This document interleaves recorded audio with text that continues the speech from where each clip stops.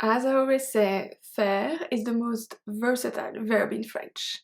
Usually means to make, to do. But we have 10 different ways to use it that are not to make or to do.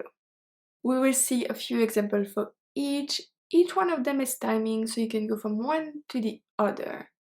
Let's see them. Just don't forget to get your free PDF so you can review whenever you need to.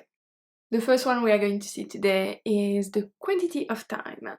We are going to use faire as a way to say it has been, which is in French, cela fait. Cela fait. Let's see. Cela fait 10 minutes que je t'attends. Cela fait 10 minutes que je t'attends. Or, cela fait plus d'1 heure que le plombier devrait être là. Cela fait plus d'1 heure que le plombier devrait être là. So we're always going to use that with cela fait, not se fait, c'est fait, none of those. But you can replace cela by ça, which is the short cela. Another way that we use faire is also to talk about dimensions. Let's see. Le mur fait 3 mètres de long. Le mur fait 3 mètres de long. Or, cette maison fait 60 mètres carrés. Cette maison fait 60 mètres carrés. We could replace it by mesurer. Le mur mesure, cette maison mesure. It's just a more casual way that we have to speak. We replace a lot of verb with faire. We also use faire to say equal. Doesn't really need a lot of translation on this one. We have 2 plus 2 font 4. 2 plus 2 font 4. Or 2 plus 2 égale 4. Égale 4. You can say both. I'm sure you know this one already. We use faire to talk about the weather. Il fait chaud. Il fait froid. Il fait 20 degrés. Il fait chaud. Il fait froid. Il fait 20 degrés. That one is easy. We also use faire with cooking instructions. We have 2 different ways to use the verb faire. The first one is when we say faire un gâteau. J'ai fait un gâteau ce matin. I get a lot of questions about this one because I use this a lot in my courses and in my lessons. So, faire un gâteau. In English, you will say I baked a cake. For us, we say j'ai fait un gâteau. Because we are not baking the cake, the oven is baking the cake, if that makes sense. The second way is in instructions in recipes. For example, faire chauffer le lait. Faire chauffer le lait, heat the milk. Faire revenir les oignons. Faire revenir les oignons. Sauter the onions. So for cooking, 2 different ones. Everything related to the housekeeping, we are also going to use faire. For example, faire le ménage. Faire le ménage. Il fait le ménage tous les samedis.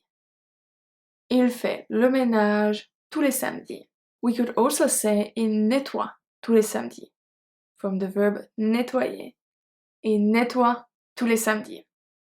Faire les poussières. Faire les poussières. Elle n'aime pas faire les poussières. Elle n'aime pas faire les poussières. But who does? And here we can remove faire les poussières and use dépoussiérer. Dépoussiérer. But in everyday language, you would never going to hear that. You're always going to hear faire les poussières. Another one, we have faire les lessives. Faire les lessives. Je dois faire les lessives ce soir. Je dois faire les lessives ce soir. I have to do the laundry tonight. And for this one, we don't have a verb to replace it. It's always going to be faire les lessives. Another one, faire le repassage. Faire le repassage. Est-ce que tu sais faire le repassage? Est-ce que tu sais faire le repassage? Which we can replace with the verb repasser. Repasser. So, est-ce que tu sais repasser. We can also use faire to talk about the price. If you're trying to buy something at a store, you can, for example, say ça fait combien? Ça fait combien? It's more a way to ask for the price of a few articles together, not only one, but ça fait combien? How much is that? And the person will reply, cela fait 10 euros, cela fait 10 euros, or they can also say, cela vous fera 10 euros. Cela vous fera 10 euros. Both are right. So always keep ça fait, cela fait to talk about pricing. Now we also have faire for activities and sports. The most common one is definitely faire du sport. Faire du sport, to exercise. We don't really have a verb for that beside s'entraîner, but if you say s'entraîner, it's a little bit like more professional than just casual, you know, sport like we do a few times a week. Let's see. J'essaye de faire du sport plusieurs fois par semaine. J'essaye de faire du sport plusieurs fois par semaine. Faire du vélo. Faire du vélo. On a fait du vélo en vacances. On a fait du vélo en vacances. Faire de la danse. Faire de la danse. Elle a fait de la danse pendant plusieurs années. Elle a fait de la danse pendant plusieurs années. But it's not only about sport, it can also be just about activities. For example, faire du tricot, to knit. Faire du tricot. Je fais du tricot tous les soirs. Je fais du tricot tous les soirs. Okay? The next point is all about emotions, but more emotion as a result of something. Let's see. The first one we have faire peur. Faire peur. To scare. Faire peur. Il s'est caché derrière le canapé pour me faire peur. Il s'est caché derrière le canapé pour me faire peur. Faire honte. Faire honte. Il a fait honte à ses parents. Il a fait honte à ses parents. So you see, that is something that is a result of something else, okay? Faire honte, faire peur. But we also have this one that I included here because I have nowhere else to put it. We have faire mal. Faire mal. Ma dent me fait mal. Ma dent me fait mal. We also use faire as a noun, and you already know two of them. We have le savoir-faire, and le laisser-faire. Le savoir-faire, le laisser-faire. The third one, you probably don't know it, we say un faire-part. Un faire-part. It's an announcement, an invitation. It can be about anything. It can be about a wedding, a baby, a death. It can really be about anything. On a reçu votre faire-part de mariage.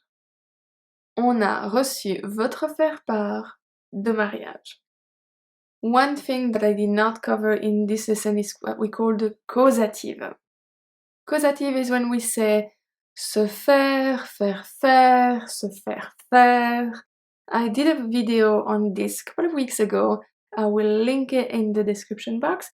You can go and watch it after this lesson. Now let's see 10 expressions with faire. You should know that we have a lot of expressions with faire. We actually have almost 700 expressions with faire. Not that we use them all. I mean, a lot of them are quite old and we never really use them, but we do use quite a lot. The whole list is going to be in my expression course coming up in a few weeks, but today I'm only going to give you 10 that I hope you don't know most of them. The first one is faire attention à, and it means pay attention or watch out. Fais attention à la marche. Fais attention à la marche. Watch out for the step. Faire connaissance de. Faire connaissance de. To get to know someone. J'ai fait la connaissance de ses parents. J'ai fait la connaissance de ses parents. Faire la manche. I bet this one you don't know it. Faire la manche. That means to beg. Faire la manche. Le SDF fait la manche. Le SDF fait la manche. Faire semblant de. To pretend. Faire semblant de. Il fait semblant de ne pas t'entendre. Il fait semblant de ne pas t'entendre. We also have this one, which is quite similar to the English one. We have avoir mieux à faire. Avoir mieux à faire. To have better things to do. And for us, we just don't have the word things. We just have to have better to do.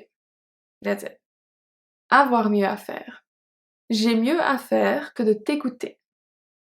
J'ai mieux à faire que de t'écouter. Faire demi-tour. Faire demi-tour. To turn around, to do U-turn. Faire demi-tour. So, if you translate in English, that would be to do a half turn. Demi, half, tour, turn. On doit faire demi-tour. On doit faire demi-tour. In the same register, the last one, we also have faire un tour. Faire un tour. To go for a walk. So basically, if you say, oh, faire un tour, well, you always start from somewhere and then you come back when you go for a walk, right? So that's un tour. Make sense? Est-ce que tu veux aller faire un tour? Est-ce que tu veux aller faire un tour? 3 more. This one we have faire les yeux doux. Faire les yeux doux. So to make eyes, to give googly eyes. So basically to flirt, kind of. J'ai vu que tu lui faisais les yeux doux. J'ai vu que tu lui faisais les yeux doux. Ne faire aucun doute. Ne faire aucun doute. To make no doubt. Ne faire aucun doute. Cela ne fait aucun doute pour moi. Cela ne fait aucun doute pour moi. And the best one for the end, we say faire l'autruche. Faire l'autruche. So we don't say to play the ostrich, we say to do the ostrich. Quite similar to yours, just, jouer, faire. To play, to do. Different. Arrête de faire l'autruche. Arrête de faire l'autruche. And that's it for today. I hope you enjoy all the different ways that we use faire and the little list of expressions that I just gave you. The next lesson is going to be next Wednesday. It's going to be about the pronouns y and en, which you had quite a lot of trouble with in my last test. So we are going to do a review of this and you will have your own little test after that. Just to see if you understand better.